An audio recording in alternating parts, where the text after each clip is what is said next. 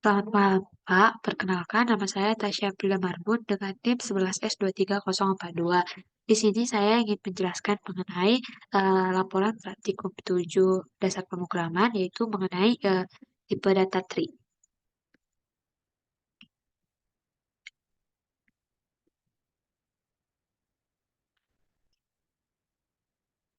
Baiklah, mari kita mulai. Dimulai dari line kedua. Jadi pada line kedua ini, kode tersebut mendefinisikan sebuah tipe data yang disebut tree. Jadi yang merupakan pohon benar. Jadi tree T ini adalah definisi sebuah tipe data dengan parameter jenis T.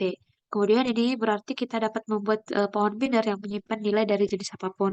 Kemudian empty ini adalah konstruktor yang menunjukkan sebuah pohon binar kosong atau pohon daun. Jadi dalam struktur pohon binar ini, daun adalah simpul yang tidak memiliki anak. Kemudian dari node T dalam kurung trite itu adalah konstruktor lain yang menunjukkan sebuah simpul dalam pohon biner. Jadi si ini memiliki tiga bagian. Jadi si T ini T yang ini nilai yang disimpan dalam si simpul tersebut. Kemudian tri T dalam kurung ini adalah cabang kiri dari simpul. Jadi ini adalah sub pohon kiri dari si simpul. Kemudian tri T yang satu lagi itu adalah cabang kanan dari simpul. Kemudian itu adalah sub pohon kanan. Kemudian dari Show ini adalah instruksi untuk menghasilkan sebuah instance dari kelas tipe show. Jadi yang memungkinkan nanti kita untuk mencetak si struktur pohon ini untuk menggunakan fungsi show. Jadi kode ini menyediakan si definisi untuk representasi pohon biner dalam pemrograman bahasa Haskell yang terdiri dari simpul-simpul yang mengandung nilai dan dua cabang yang mungkin kosong atau mengarah ke si sub pohon kiri dan kanan. Kemudian kita lanjut kepada fungsi make tree pada line kelima sampai line ke-11. Jadi si fungsi make tree ini dibuat untuk membuat si pohon binar dari daftar bilangan bulat. Jadi fungsi make tree ini menerima sebuah daftar bilangan bulat eh, integer yang diliskan. Kemudian dan mengembalikan sebuah pohon binar tree integer. Jadi pada kasus dasar ini ketika si daftar kosong eh, ketika nanti daftar kosong dan digambarkan dengan seperti ini list kosong, maka si fungsi akan mengembalikan pohon binar kosong atau empty. Jadi eh, pada kasus rekursif nanti pertama-tama kita akan mengambil si eh, elemen pertama dari daftar X dan sisanya nanti kita simpan di dalam XS. Kemudian kemudian nanti kita tentukan panjang dari si daftar tersebut atau dituliskan dengan length of list. Kemudian dan kita hitung indeks tengahnya menggunakan mid. Jadi kita menghitung indeks tengahnya itu menggunakan mid dengan cara si membagi panjang daftar dengan dua. Kemudian kita menggunakan fungsi split A ini, si fungsi split AT ini untuk membagi daftar menjadi dua bagian, yaitu bagian kiri atau left tail dan bagian kanan atau right tail. Kemudian pemisahan dilakukan di indeks indeks tengah menggunakan si bit tadi. Jadi jika panjang daftar ganjil, bagian kiri akan lebih pendek dari bagian kanan, sehingga kita tambahkan satu ke mid. Kemudian eh, hal ini tuh kita membuat nanti sebuah simpul menggunakan node. Jadi si node ini eh, node dengan nilai X ini adalah cabang kiri adalah hasil dari si rekursi dari si left tail dan cabang kanan itu adalah hasil dari rekursi dari si right tail. Jadi dapat disimpulkan dengan cara ini dan dengan cara kode ini nanti si fungsi make ini membagi daftar secara rekursif menjadi dua bagian. Dan setiap kali membangunnya itu membangun sebuah simpel baru dengan elemen pertama dari daftar sebagai nilai dan dua subkolom rekursif sebagai cabangnya. Jadi proses ini nanti akan berlanjut sampai si daftar menjadi kosong sehingga akan membentuk sebuah pohon binar dengan elemen daftar yang terurut. Kemudian kita lanjut kepada fungsi selektor dimulai dari fungsi akar. Jadi fungsi akar ini adalah fungsi yang mengambil sebuah pohon tree T dan mengembalikan nilai dari akarnya. Kemudian fungsi akar ini kan memiliki satu parameter yaitu fungsi akar ini kan memiliki satu parameter yang yaitu sebuah pohon tree T. Nah, pada pola pattern pertama, akar node A garis-garis ini, kita itu menggunakan pola untuk menangkap sebuah simpul. Jadi, sebuah simpul atau disebut juga node. Jadi, dengan tiga argumen di mana si nilai dari akarnya itu disimpan di dalam variabel A, sementara dua cabangnya tidak diperlukan. Berarti dua cabangnya tidak diperlukan dan kita gambarkan seperti gambar garis ini itu menandakan kalau si dua cabang itu tidak diperlukan. Jadi berarti cabang tersebut tidak diakses. Kalau misalnya dibuat tanda garis betul berarti cabangnya tidak diakses. Hanya diambil nanti yang nilai A. Kemudian jadi si fungsi A ini jadi si fungsi ini mengembalikan nilai A yang merupakan nilai dari akar simpul yang diberikan. Jadi dapat dibilang si fungsi akar ini secara sederhana mengambil nilai dari akar sebuah pohon biner. Nah, tadi pada fungsi lektor ini, pada fungsi yang tiga fungsinya itu pada akar, left, right sama aja. Nanti ketika kita memberikan oh, pada fungsi akar, nanti ketika kita memberikan eh, satu bentukan tipe data tree T, maka itu akan dikonversikan ke dalam bentukan satu data T. Sedangkan pada left itu ketika kita memberikan satu bentukan tree tipe data, dan pada left dan right itu ketika kita memberikan satu bentukan tipe data tree T, itu akan dikonversikan ke dalam bentukan tree satu data tipe nilai tree T juga. Kita lanjut pada si fungsi left ini. Fungsi left ini akan mengambil sebuah pohon tree T dengan mengembalikan sisuk pohon kiri dari simpul tersebut. Jadi, fungsi left ini memiliki satu parameter yaitu disebut sebuah pohon atau dituliskan juga di dalam kodenya itu tree T. Kemudian, pada si pola pattern pertama ini, left node ini pada line 18 itu, kita akan menggunakan pola untuk menangkap sebuah simpul atau digambarkan dalam node dengan tiga argumen di mana si support kiri disimpan ke dalam si variabel satu, sementara nanti si nilai dari akarnya ini dan si support kanannya ini tidak diperlukan. Jadi itu nanti tidak diakses. Kemudian, jadi dapat kita bilang si fungsi ini mengembalikan pohon kiri L dari simpul yang diberikan. Jadi, fungsi left ini secara sederhananya itu mengambil pohon kiri dari sebuah simpul dalam pohon binar. Dilanjut kepada fungsi right. Jadi fungsi right ini memiliki fungsi right ini mengambil sebuah pohon tree T dan mengembalikan pohon kanan dari simpul tersebut. Jadi si fungsi right ini memiliki parameter yaitu sebuah pohon yang disebut juga tree T. Jadi pada pola pattern pertama itu sama seperti fungsi-fungsi sebelumnya, pada pola pertama right node ini pada line ke-21 ini, jadi ini kita menggunakan pola untuk menangkap sebuah simpul, digunakan juga dalam codingannya itu dalam bahasa Haskell yang digunakan dengan node. Jadi dengan tiga argumen, jadi di mana sisuk pohon kanan disimpan di dalam variabel R, dan sementara nilai dari akar dan sisuk pohon kiri itu tidak diperlukan karena tidak diakses. Jadi si fungsi ini mengembalikan sub pohon kanan R dari simpul yang diberikan. Jadi dapat dibilang si fungsi rank ini secara sederhana mengambil sisi pohon kanan dari sebuah simpul dalam pohon binar.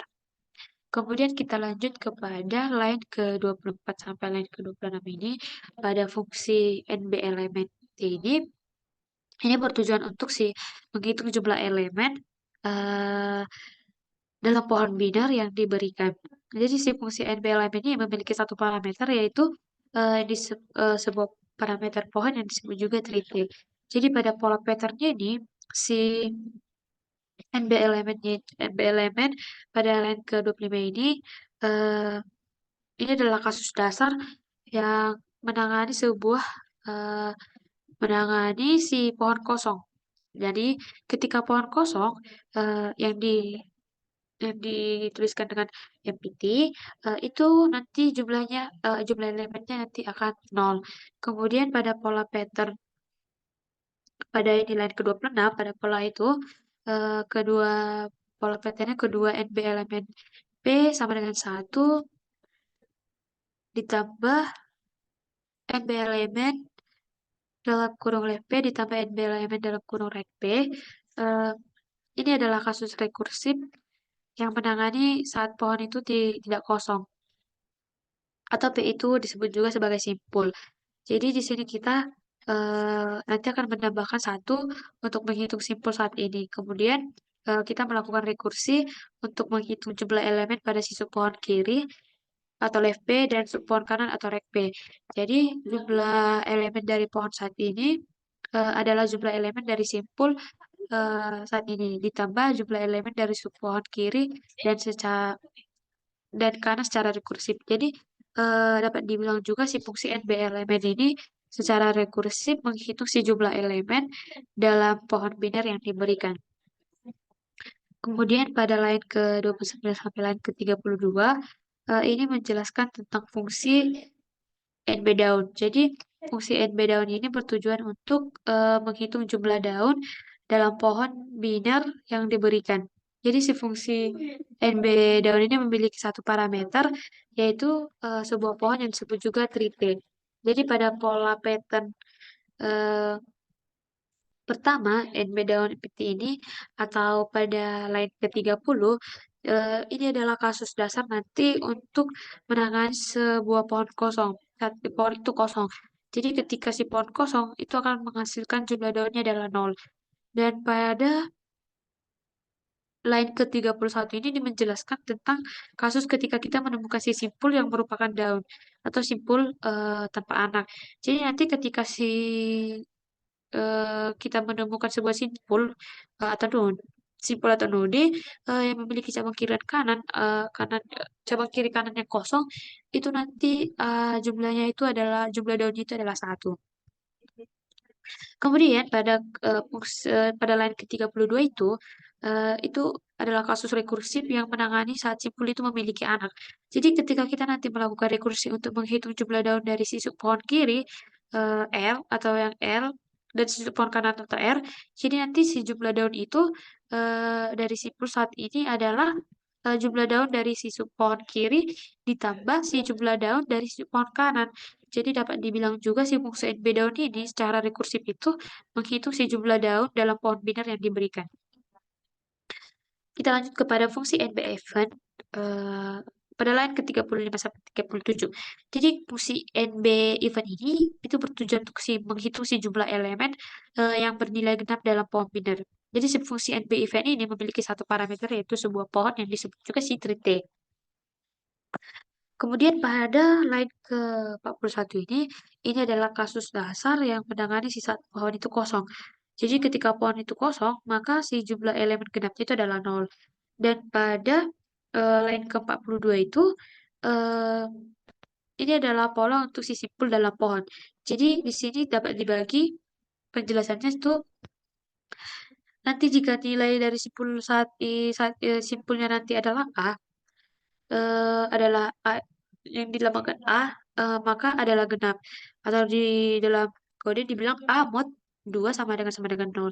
Jadi ketika kita nanti menambahkan satu ke jumlah elemen genap dan kemudian melakukan rekursi untuk menghitung jumlah elemen genap dalam subpohon kiri atau L dan subpohon kanan R.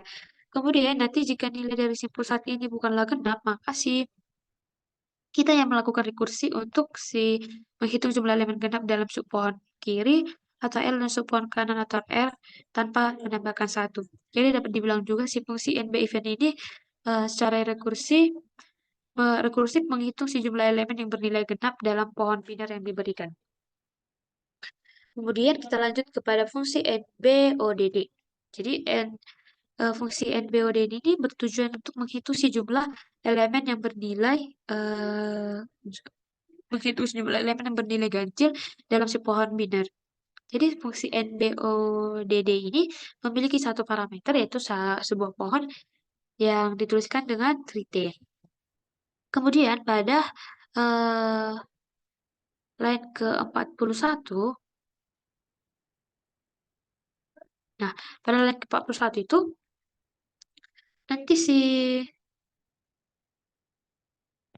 ya pada line ke-41 ini itu untuk menangani kasus dasar yang saat pohon itu kosong. Jadi ketika si pohon kosong maka jumlah elemen ganjilnya itu adalah nol.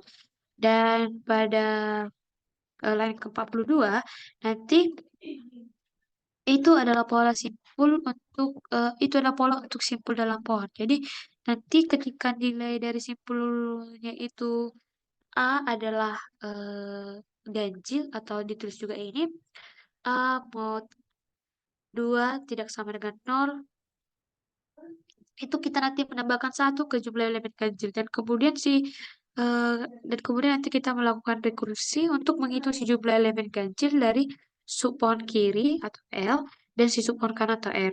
Kemudian jika nilai dari saat itu nanti bukanlah ganjil, maka kita hanya melakukan nanti rekursi untuk si menghitung jumlah elemen ganjil dalam sub pohon kiri dan si sub pohon kanan tanpa menambahkan satu. Kita lanjut kepada fungsi istri MPT. Jadi fungsi istri MPT ini juga digunakan dalam meriksa apakah si sebuah pohon ini kosong atau tidak. Jadi si fungsi istri MPT ini memiliki satu parameter, yaitu sebuah pohon atau trite. Nah, pada pola nanti pada line ke-46 ini, pada pola ini menangani kasus ketika si pohon itu nanti kosong. Nah, kalau misalnya pohon itu kosong, fungsi akan mengembalikan si true menandakan bahwa pohon tersebut kosong. Jadi, dilanjutkan kepada line ke-47. Line 47 eh, itu adalah menjelaskan kasus ketika si pohon yang diberikan tidak kosong. Jadi, nanti ketika si pohonnya tidak kosong, kasus ini akan mengembalikan si fungsi berupa nilai false. Itu akan menandakan kalau si pohon tersebut tidak kosong. Jadi dapat dibilang juga si fungsi istri impede ini secara sederhana itu memeriksa apakah sebuah pohon itu kosong atau tidak. Kemudian kita lanjut kepada PC is one element. Fungsi is one element ini bisa dibilang juga bertujuan untuk memeriksa apakah si pohon itu memiliki tepat satu elemen. Jadi fungsi is one element itu memiliki satu parameter yang disebut juga yaitu sebuah pohon yaitu tree. Kemudian di dalam fungsi ini kita nanti memeriksa apakah jumlah elemen dalam pohon tersebut eh, sama dengan satu. Kita menggunakan si fungsi NB elemen ini eh, yang kita menggunakan si fungsi NB elemen yang sudah definisikan sebelumnya, yang sudah kita definisikan sebelumnya itu untuk si menghitung si jumlah elemen dalam pohon P. Kemudian nanti jika jumlah elemen sama dengan satu, maka kita akan mengembalikan nilai true bahwa itu menandakan nanti kalau si pohon tersebut memiliki tepat satu elemen. Dan jika jumlah elemen tidak sama dengan satu, maka kita akan nanti itu akan mengembalikan nilai false. Jadi si fungsi was elemen ini memeriksa apakah si sebuah pohon itu memiliki tepat satu elemen atau tidak. Fungsi inner lab ini kita lanjut kepada line ke-54 sampai line 55 ini. Fungsi is owner left ini itu bertujuan untuk si pemeriksa apakah si sebuah pohon itu nanti memenuhi syarat sebagai unary left tree. Jadi fungsi is owner left ini nanti memiliki satu parameter sebuah pohon atau dibuat juga dituliskan juga dengan tree T. Jadi nanti pertama-tama si fungsi ini akan memeriksa apakah si jumlah elemen dalam pohon tersebut sama dengan satu NB elemen P sama dengan satu. Jadi jika nanti artinya jika nanti ya berarti itu artinya si pohon tersebut tidak memenuhi syarat sebagai unary length atau tree. Karena si unary length tree ini harus memiliki lebih dari satu elemen atau simpul. Kemudian jika jumlah elemen dalam pohon lebih dari atau sama dengan tiga eh, atau dalam lain ke-55 itu nanti menunjukkan bahwa si pohon tidak memenuhi syarat sebagai unary left tree karena untuk menjadi unary left tree jumlah elemennya itu harus tepat dua. Jadi yaitu satu pada cabang kiri dan satu pada cabang kanan. Jadi jika kondisinya itu nanti tidak terpenuhi arti si jumlah elemennya ini elemen dalam pohon tersebut adalah dua yang mana memenuhi syarat sebagai unary left tree. Jadi oleh karena itu nanti pada basis terakhir dan ditulis di situ else true. Fungsi mengembalikan true untuk menunjukkan bahwa pohon tersebut memenuhi syarat sebagai unary left tree. Jadi dapat dibilang juga nanti si fungsi ini secara sederhana memeriksa apakah sebuah pohon memenuhi syarat sebagai unary left tree. Kemudian kita lanjut kepada use unary right. pada fungsi is unirect ini, eh, nanti pada si unirect ini akan selalu mengembalikan false tanpa memeriksa struktur pohon. Jadi, jika nanti kita ingin membuat si fungsi memeriksa apakah sebuah pohon memenuhi syarat sebagai unary right tree, atau yaitu si pohon yang memiliki tepat satu lem pada cabang kanan dan kosong pada cabang kiri, kita perlu menulis mengimplementasikannya tepat. Jadi pada kasus yang pertama itu ketika si pohon nanti kosong, eh, ketika pohon kosong atau empty kosong atau merupakan pohon daun atau cabang kiri dan kanan kosong, maka si fungsi mengembalikan false karena pohon tersebut tidak memenuhi sebagai unary right. Nah, jika cabang kanan tidak kosong dan cabang kiri tidak kosong, itu berarti si pohon tersebut memenuhi syarat sebagai unary right true dan right tree dan dia akan mengembalikan nilai true. Dan ketika tidak memenuhi, dia akan memberikan nilai false. Jadi, dengan demikian si fungsi ini memeriksa apakah si pohon ini merupakan si unary right tree, yaitu pohon yang memiliki tepat satu elemen pada cabang kanan dan kosong pada cabang kiri. Nah, sini kan tadi dari fungsi-fungsi istri infinity, the is one left, is unir left, is one element, is unir left, is unir right, is binner, is axis left, is axis right. Itu kan sama. Nanti ketika kita nanti memberikan satu bentukan tipe satu bentukan tipe data 3T, itu akan dikonversi ke dalam satu bentukan nilai boolean untuk divalidasi apakah nanti si data itu akan menghasilkan nilai benar atau salah. Nah, kita lanjut kepada si fungsi sebenar pada line ke-62 sampai 63. Nah, si fungsi sebenar ini nanti tuh bertujuan untuk memeriksa apakah si sebuah pohon itu memiliki lebih dari dua elemen atau tidak. Jadi, fungsi sebenar ini memiliki satu parameter yaitu si sebuah pohon 3T. Kemudian, nanti pertama-tama kita akan memeriksa apakah si jumlah elemen dalam pohon ini lebih dari atau sama dengan 3 atau sudah dituliskan pada line ke-63. Nah, nanti ketika iya, artinya si pohon tersebut kan memenuhi syarat sebagai binary tree. Karena setidaknya harus memiliki dua elemen dan satu simpul. Nah, jika jumlah elemen dalam pohon kurang dari 3, artinya pohon tersebut tidak memenuhi syarat sebagai si binary tree. Dan fungsi akan mengembalikan nilai false. Tapi ketika nanti sejumlah elemen dalam pohon sama dengan 3 atau lebih, artinya pohon tersebut eh, si pohon tersebut memenuhi syarat sebagai binary tree dan fungsi akan mengembalikan si nilai false. Kemudian kita lanjut kepada line ke-66 sampai 67. Jadi fungsi axis left ini bertujuan untuk memeriksa apakah si sebuah pohon ini memiliki cabang kiri atau tidak. Jadi si fungsi axis left ini memiliki satu parameter sebuah pohon yaitu 3T. Nanti kan kita pertama-tama itu si fungsi akan memeriksa apakah si jumlah elemen dalam pohon tersebut adalah satu atau nol atau sudah ditulis dalam line ke-67.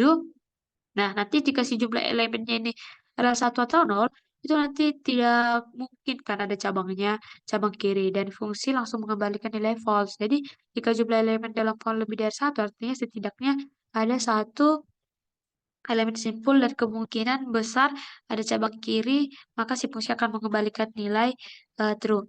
Jadi dapat disimpulkan si fungsi ini memeriksa apakah si sebuah pohon memiliki cabang kiri atau tidak, dan mengembalikan nilai true jika pohon memiliki cabang kiri dan false jika tidak. Kita lanjut pada fungsi is axis right. Nah, si fungsi is axis right ini eh, si fungsi is axis right ini eh, bertujuan untuk memeriksa apakah si pohon itu memiliki cabang atau cabang kanan atau tidak. Nah, si fungsi is right ini kan memiliki satu parameter yaitu pohon tritet. Jadi si fungsi akan memeriksa jumlah elemen dalam pohon tersebut. Jika jumlah elemennya adalah 2,1 atau 0, atau sudah dituliskan pada line ke-71, ketentuannya pada line ke-71. Nah, nanti maka tidak mungkin kan ada cabang kanan dan fungsi mengembalikan si nilai false. Jadi jika jumlah elemennya nanti elemen dalam form lebih dari dua, artinya nanti setidaknya ada dua elemen atau simpul dan kemungkinan besar ada cabang kanan, maka fungsi mengembalikan true. Jadi dengan demikian si fungsi is right ini memeriksa apakah nanti sebuah pohon memiliki cabang kanan atau tidak dan mengembalikan true jika pohon memiliki cabang kanan dan false jika tidak.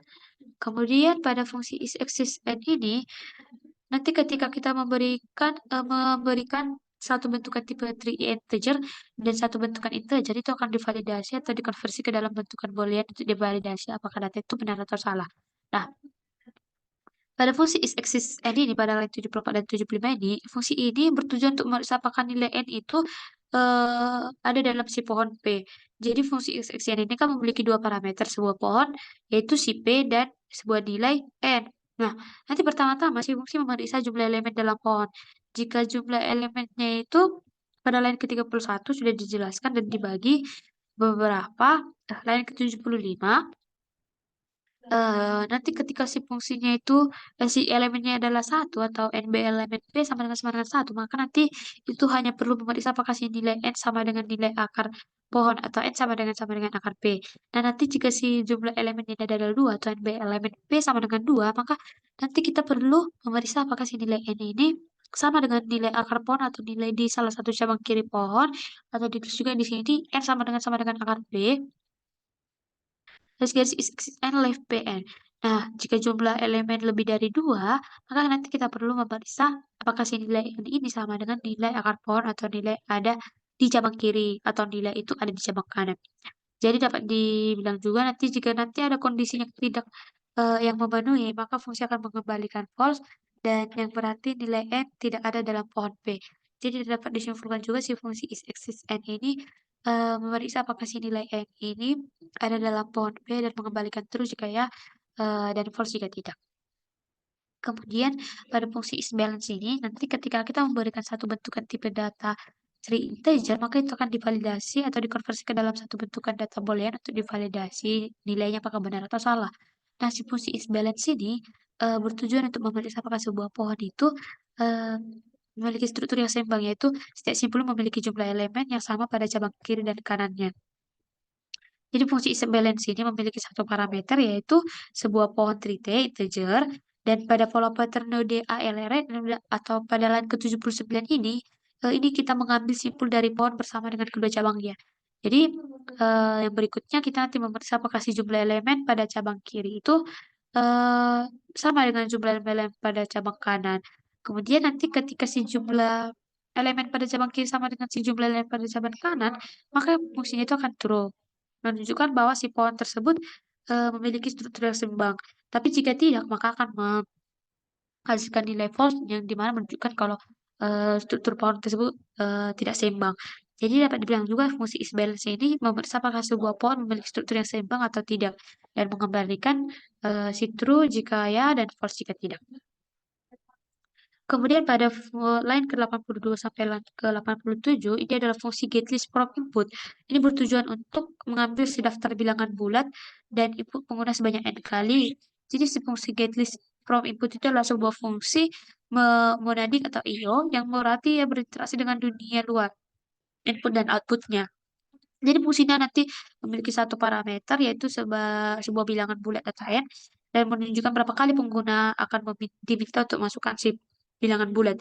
Dan pada pola pattern pertama itu atau get list from input 0 sama dengan return list kosong itu adalah kasus dasar yang menangani saat n bernilai 0 pada kasus.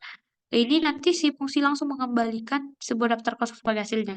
Dan pada pola pattern kedua atau pada line ke-40 line ke-84 itu nanti si fungsi akan meminta input pengguna sebanyak n kali menggunakan read len yang mengharapkan sebuah bilangan bulat integer. Dan setiap kali pengguna nanti memasukkan sebuah bilangan bulat ketika nanti kita memanggil getlist from input n dikurang 1, nanti secara rekursif untuk mengambil input untuk sisa dari jumlah input yang belum diambil. Kemudian nanti kita menggabungkan bilangan bulat yang baru saja dimasukkan dengan daftar yang telah diperoleh dari rekursi menggunakan operator. Dan kita nanti mengembalikan daftar yang telah lengkap. Dengan demikian, si fungsi ini mengizinkan si pengguna untuk memasukkan n bilangan bulat dan mengembalikan daftar bilangan bulat yang dimasukkan oleh pengguna. Kemudian pada line ke-89 sampai line ke-90 ini, fungsi show tree itu bertujuan untuk mengkonversi pohon menjadi representasi dalam bentuk string yang dapat ditampilkan. Jadi, si fungsi show tree ini memiliki satu parameter, yaitu sebuah pohon tree atau sebuah pohon atau tree teh. Nanti di dalam si fungsi ini nanti kita menggunakan fungsi bantuan show tree yang belum didefinisikan. Jadi, kita akan mendefinisikan fungsi tersebut. Kemudian kita memanggil si show tree untuk mengkonversi pohon ke menjadi daftar string yang merepresentasikan setiap level dari pohon. Kemudian kita nanti menggunakan si lines ini untuk menggabungkan si daftar string tersebut menjadi satu string dengan baris baru antara setiap elemen. Kemudian nanti akhirnya kita mengembalikan hasilnya. Kemudian pada line ke-92 sampai ke-98 itu fungsi show tree itu adalah versi yang lebih sederhana dari fungsi si sebelumnya. Ini untuk mengkonversi si pohon menjadi daftar string yang merepresentasikan setiap level dari pohon. Nanti pada pola pattern pertama show tree empty jika pohon kosong, kita hanya mengembalikan daftar dengan satu elemen string yang berisi karakter uh, garis kosong menunjukkan bahwa pohon tersebut kosong. Pada pola pattern kedua itu eh, nanti itu jika simpul memiliki nilai I dan dua cabang L dan R, kita akan melakukan jika nanti kedua cabang kosong, arti simpul tersebut adalah simpul daun. Jika salah satu kedua cabang tidak kosong, kita menggunakan fungsi zip with itu untuk menggabungkan daftar string dari cabang kiri dan kanan secara bersamaan dengan menambahkan spasi antara mereka. Kemudian fungsi ini menghasilkan nanti daftar string yang merepresentasikan setiap level dari pohon dengan format yang lebih sederhana dari fungsi sebelumnya. Kemudian ini adalah fungsi operasi ini adalah fungsi utama. Ini adalah fungsi utama dari pemrograman dari line ke 100 sampai the line ke 151. Ini adalah fungsi utamanya. Jadi si fungsi main ini merupakan fungsi utama dari program ini. Jadi fungsi main adalah sebuah tindakan action IO yang akan dieksekusi saat program dijalankan. Nah, pertama nanti si program akan membaca jumlah elemen yang akan dimasukkan oleh pengguna atau total list menggunakan read element. Kemudian nanti si program itu akan mengambil daftar bilangan bulat sebanyak total list kali dari input pengguna menggunakan si fungsi getList from input. Kemudian nanti daftar bilangan bulat tersebut kemudian digunakan untuk membuat sebuah pohon menggunakan fungsi make-tree dan program akan memeriksa apakah si pohon yang dibuat kosong atau tidak menggunakan si fungsi istri empty.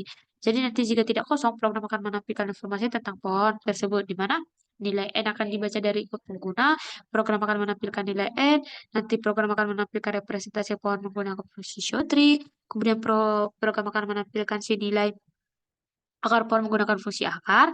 Kemudian program akan menampilkan representasi pohon pada cabang kiri menggunakan show tree left B dan program akan menampilkan representasi pada cabang kanan menggunakan show tree right B dan program juga menampilkan jumlah elemen dalam pohon menggunakan NB elemen, eh, NB daun menampilkan jumlah daun dalam pohon, program NB event juga menampilkan jumlah bilangan kena dalam pohon, NBODD itu menampilkan jumlah bilangan ganjil dalam pohon. Istri MPT itu menampilkan apakah pohon kosong. Is one element itu untuk si menampilkan apakah pohon memiliki satu elemen, tepat satu elemen. Is unary left itu menampilkan nanti apakah pohon merupakan unary left tree. Is unary right itu untuk menampilkan apakah si pohon itu merupakan unary right tree. Is binary itu untuk menampilkan apakah si pohon merupakan binary tree. Is axis left itu menampilkan apakah si program akan menampilkan apakah si pohon ini memiliki cabang kiri. Is axis right itu menampilkan apakah eh, si pohon memiliki cabang kanan dan program akan menampilkan apakah nilai n dalam pohon menggunakan is axis n dan is balance itu kita gunakan untuk menampilkan apakah pohon itu seimbang. Jadi nanti jika pohon kosong, program menandakan pesan ini pohon kosong. Jadi ini adalah struktur dasar dari si program yang berisi banyak fungsi yang memberi interaksi dengan pohon binar dan memberikan informasi tentang sifat-sifat tersebut. Kemudian di sini kita akan di sini saya akan menampilkan demo dari kode program ini. Akan mengcompile-nya IHC info di tantangan satu. Nah,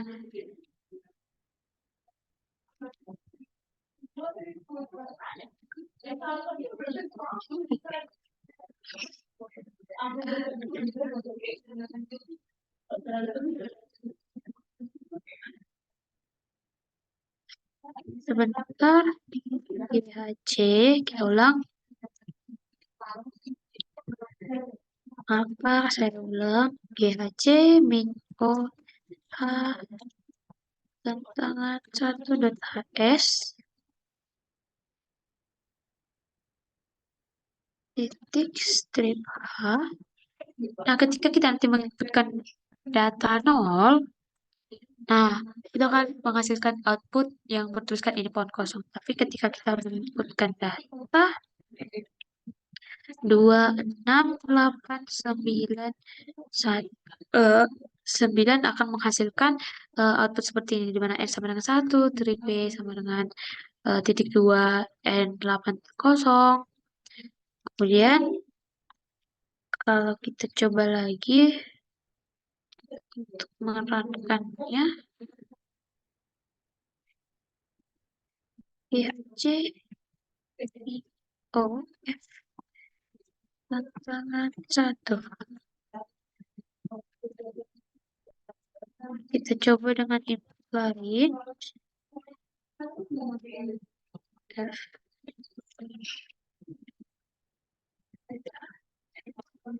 Jadi kita masukkan input 3, 9, 1, 2 akan menghasilkan output seperti ini.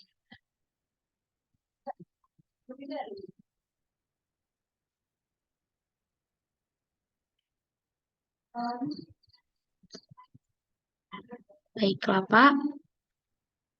Jadi demikian presentasi yang bisa